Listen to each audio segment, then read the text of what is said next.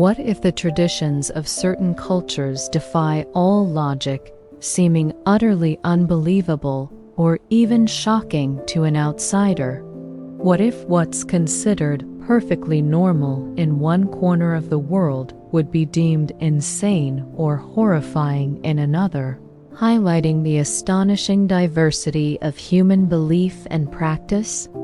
In this video, we're taking a journey around the globe to uncover 10 bizarre customs you won't believe are real, yet are practiced by people right now, pushing the boundaries of human ritual, celebration, and mourning. From ancient rites of passage involving bullet ants to chilling funeral rituals and strange matrimonial traditions, get ready to question the very limits of cultural expression. And trust me, the number one custom on this list is so profoundly unsettling, its practice will make you re-evaluate the universal understanding of death and family. You're about to explore the fascinating depths of anthropology, the resilience of tradition, and the incredible, sometimes terrifying, lengths to which humans will go for their beliefs. Can you imagine men dressed as devils jumping over rows of newborn babies in the street? Stick around, because I'm going to reveal this bizarre Spanish tradition meant to cleanse infants of sin. Before we delve into these mind-bending cultural practices, do me a quick favor, hit that like button. Share this with a friend who loves exploring the weird side of humanity. And if you haven't already, subscribe and ring that notification bell so you don't miss out on more astonishing content from 360 World. And I want to hear from you. Which of these bizarre customs do you find the most unbelievable or the most fascinating? Drop your thoughts in the comments below. 10. El Colacho, Spain. Cleansing original sin. What if, in a small Spanish town, men dressed as devils literally jump over rows of newborn babies laid on mattresses in the street? Imagine this bizarre and terrifying spectacle meant to cleanse infants of original sin and ward off evil spirits, attracting crowds every year. This isn't a performance. El Colacho, or the Devil's Jump, is an ancient and controversial Spanish tradition where costumed devils leap over babies born in the past year in a ritual that seems utterly unbelievable but is still very real. How can jumping over babies keep evil away? El Colacho is an annual festival held in Castrillo de Murcia, Spain, dating back to 1620. During the Corpus Christi feast, men dressed as colachos jump over mattresses laid out in the street, on which babies born in the last 12 months are placed. The ritual is believed to cleanse the babies of original sin, protect them from illness, and ward off evil spirits. Despite concerns from various groups, including the Catholic Church, the townspeople firmly believe in its protective power. It's a bizarre mix of Catholic tradition and ancient folklore, highlighting a truly unique and seemingly dangerous way to bless newborns. Devils leaping over babies for good luck. What ancient fears does this incredible ritual try to banish? Let me know in the comments. And brace yourself, because our next custom involves a very painful rite of passage. 9. Bullet Ant Gloves Initiation, Brazil. The ultimate test of manhood. Imagine a young boy proving his bravery and strength by voluntarily placing his hands into gloves filled with hundreds of bullet ants, enduring their excruciatingly painful stings for several minutes. What if this brutal rite of passage, considered essential for becoming a man in certain Amazonian tribes, involves a pain so intense it's compared to being shot. This isn't just a challenge. The bullet ant gloves initiation of the Saturma tribe in Brazil is a terrifying and real custom, pushing human endurance to its absolute limits in a quest for manhood. How do these boys withstand such agony? For the Saturma tribe in the Amazon rainforest, a boy officially becomes a man only after enduring this ritual. Young initiates collect bullet ants, known for having the most painful sting of any insect. Hundreds of these ants are then woven into specialized gloves, stinger side in. The boys wear these gloves for 5 to 10 minutes, enduring excruciating pain and temporary paralysis. To complete the initiation, they must repeat the ritual up to 20 times over several months or years. The purpose is to teach discipline, resilience, and the ability to endure suffering without complaint, proving their readiness for adulthood. It's a shocking display of human will against extreme pain, a truly unbelievable custom in the modern world. A gauntlet of pain to become a man. What hidden strengths does such an ordeal awaken in these young men? Don't go anywhere, because our next custom involves a bizarre birthday tradition in Denmark. 8. Throwing cinnamon at singles, Denmark, a spicy birthday surprise. Have you ever turned 25 and remained single, only to have your friends and family douse you in water and then cover you head to toe in cinnamon? Imagine a celebration of age and singlehood turning into a messy, spicy, and utterly bizarre tradition, drenching you in aromatic powder. This isn't just a prank.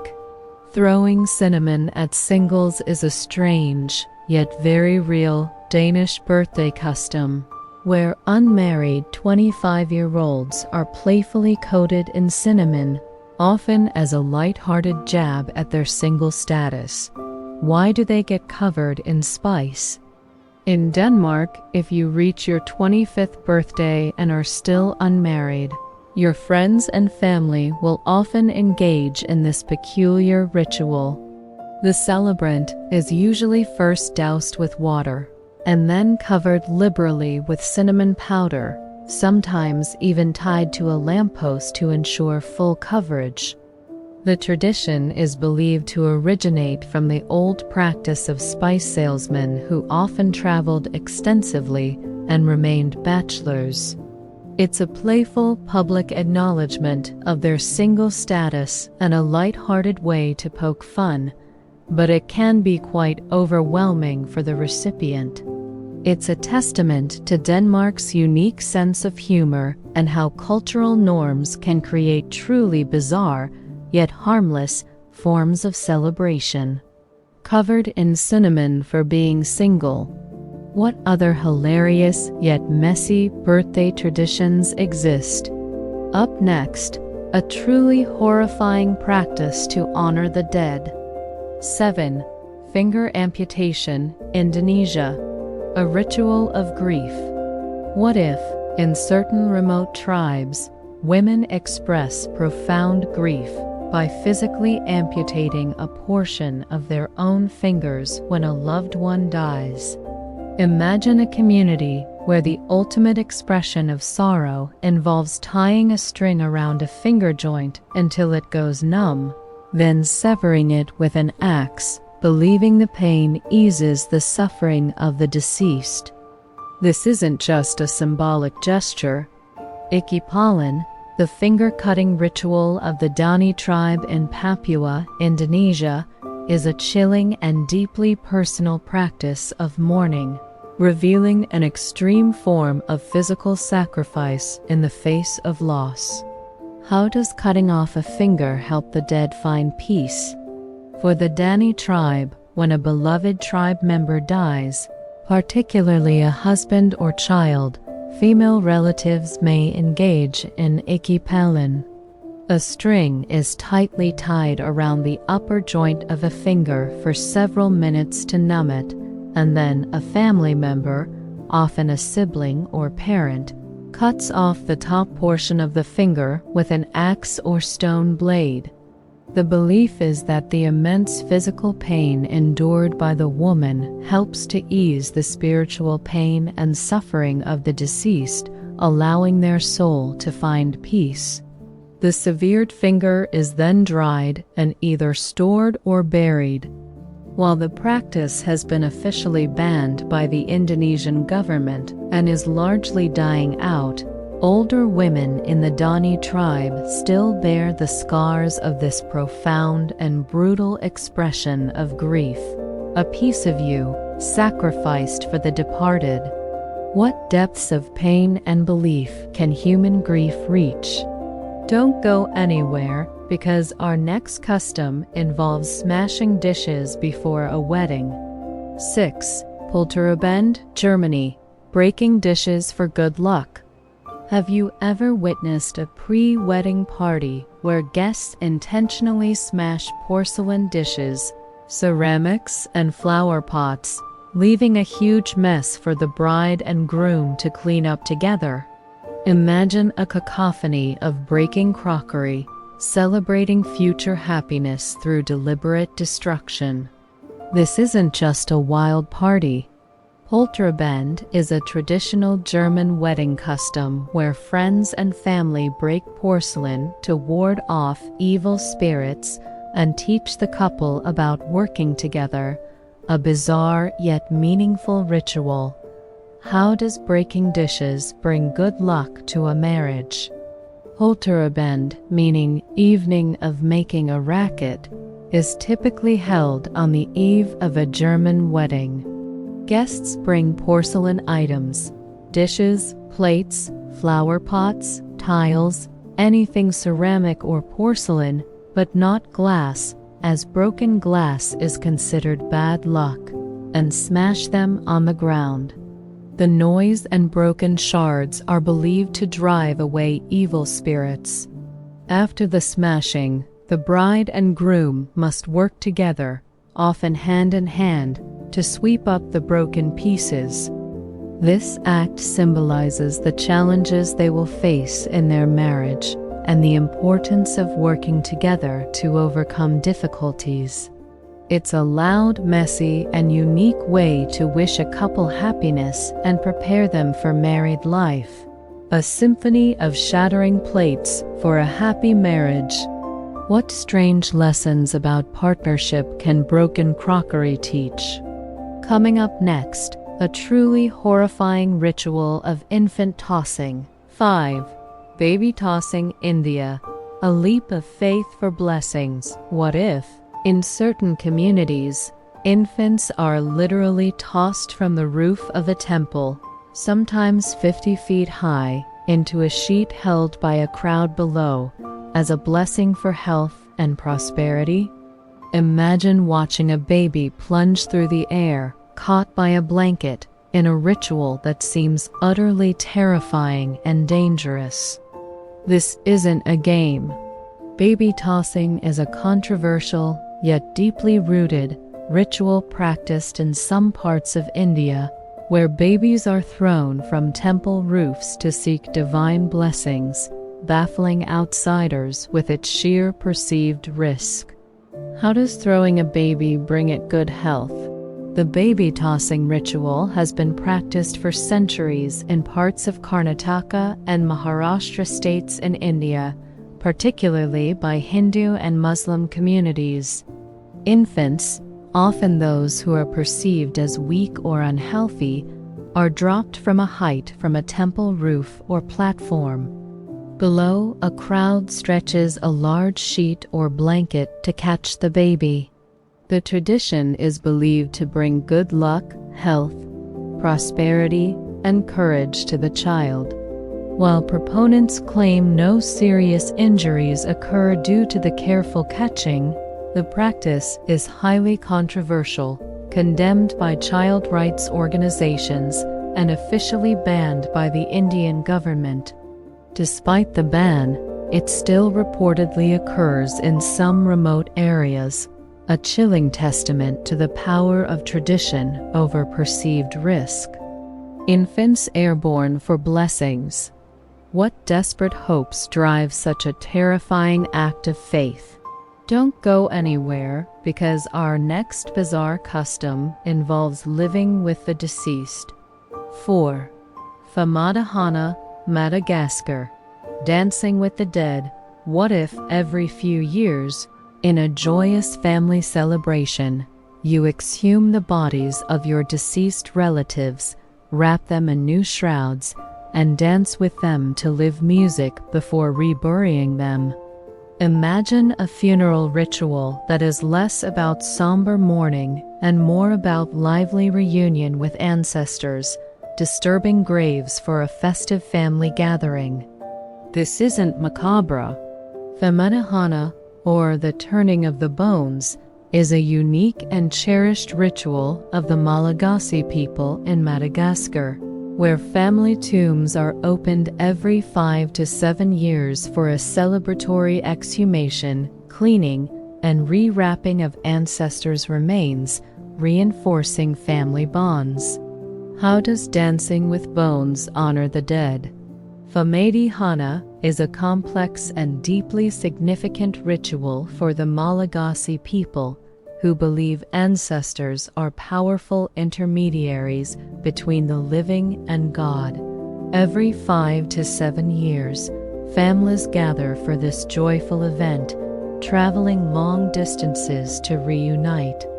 They open the family tomb, bring out the remains of their ancestors, clean them carefully, and rewrap them in fresh silk shrouds. Then, to the sound of live music, the family members dance with the bundles of bones around the tomb, singing, celebrating, and sharing stories. It's a way to reinforce family ties, remember and honor the deceased, and ensure they are well cared for in the afterlife. While it may seem morbid to outsiders, it's a vital celebratory expression of love and continuity for the Malagasy people. Dancing with ancestral remains. What profound connections does this unique ritual forge between the living and the dead? Now, prepare for the top 3, which delve into the most profound and often shocking cultural practices. The next one is about a bizarre way of showing respect through spitting. 3. Spitting for respect. Kenya, Tanzania. A sign of blessing. Could spitting on someone be a sign of respect, greeting, or even a blessing rather than an insult? Imagine members of a revered tribe spitting into their hands before shaking yours. Spitting on newborns, or even spitting on brides as a gesture of goodwill and good fortune. This isn't an act of disrespect. For the Maasai tribe in Kenya and Tanzania, spitting is a peculiar, yet deeply ingrained, custom that symbolizes respect, blessing, and good wishes, utterly defying Western notions of etiquette. How does spitting convey such positive meaning? For the Maasai, spitting has a surprisingly positive connotation and is used in various social rituals to convey respect, blessing, or good fortune. When Maasai men greet elders or respected individuals, they might spit into their palms before shaking hands as a sign of deference and purity. Fathers and elders spit on newborns to bless them, believing it wards off evil spirits and brings good luck, as direct praise might invite misfortune. Similarly, Maasai elders may spit on a bride's head and breasts as a blessing on her wedding day. This practice, while shocking to outsiders, highlights how profoundly cultural meanings can vary for gestures. For the Maasai, it's a tangible way to transfer good intentions and blessings. Completely contrary to its meaning in most other cultures, spitting as a blessing.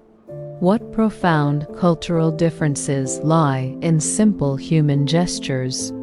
Up next, a chilling ancient ritual of self-mummification. 2. Sokushinbutsu, Japan. Self-mummification for enlightenment.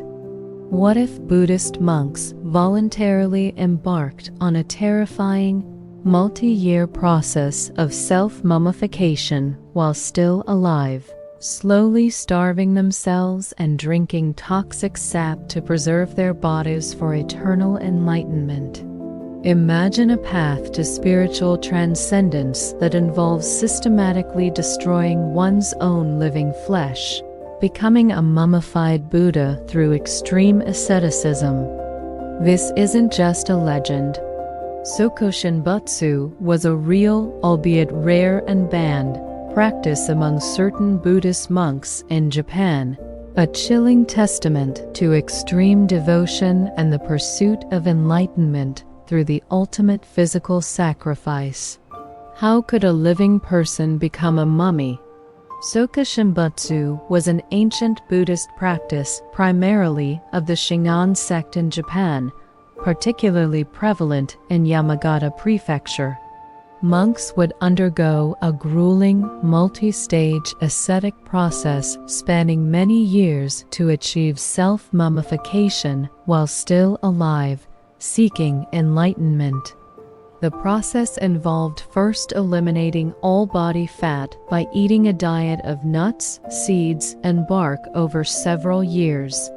Then, they would drink a toxic tea made from the sap of the yarushi tree, which caused vomiting, fluid loss, and made the body too poisonous for insects to consume after death. Finally, they would enter a stone tomb, where they would meditate until they died, with a small tube for air and a bell to signal they were still alive. Once the bell stopped, the tomb was sealed. After 3 years, if the body was naturally mummified, they were revered as a Buddha. This horrific process, outlawed in the late 19th century, reveals an extreme, dark side of spiritual devotion. A living person becoming a mummy for enlightenment. What chilling extremes can spiritual devotion reach? And now for the number 1 most profoundly bizarre custom, one that challenges our very understanding of death and respect. This is the ultimate unsettling ritual. 1. Endocannibalism, Venezuela, Brazil. Eating your loved one's ashes. What if, as the ultimate act of mourning and to keep the spirit of a loved one alive, you would cremate their body, then mix their ashes with a plantain soup and consume them? Imagine a funeral ritual where the deceased is literally reabsorbed into the living community, blurring the lines between life, death, and familial connection through a deeply unsettling act. This isn't just a burial. Endocannibalism, specifically the funerary rites of the Yanomami tribe in parts of Venezuela and Brazil, is a highly controversial but real practice where the ashes of deceased kin are consumed by family members, believing it preserves the soul and ensures its journey to the afterlife. How does eating ashes honor the dead? For the Yanomami, death is not an end but a transition, and they believe that the soul must be fully integrated into the community for it to find peace and not be corrupted by evil spirits. When a person dies, their body is cremated. The remaining bone fragments and ash are then collected. After a period, these ashes are meticulously ground into a fine powder and mixed into a special soup made from fermented plantains. This soup of the dead relatives is then consumed by the immediate family members. This practice, known as endocannibalism, is seen as the ultimate act of mourning, love, and spiritual unity. It ensures that the deceased spirit lives on within their living kin, preventing the soul from lingering or being captured by malevolent forces. While deeply shocking to outsiders, for the Yanomami, it is a profound and sacred ritual, the ultimate way to keep family ties eternal, eating the ashes of your loved ones to keep their spirit alive. It's the ultimate challenging truth about how different cultures perceive life and death, isn't it? If these bizarre customs left you speechless, then you absolutely have to check out our next video right here, where we explore even more strange cultural phenomena that defy explanation. You won't want to miss it. And remember, if you only scrolled to the end of this video, you missed out on the terrifying reality of the bullet ant gloves initiation and the bizarre German Polterabend ritual. Definitely go back and watch those parts. Before you go, hit that like button one last time. Share this video with anyone who's fascinated by the incredible diversity of human culture. And if you haven't subscribed yet, what are you waiting for? Join the 360 World community, and let's keep exploring the world's most profound and baffling customs together.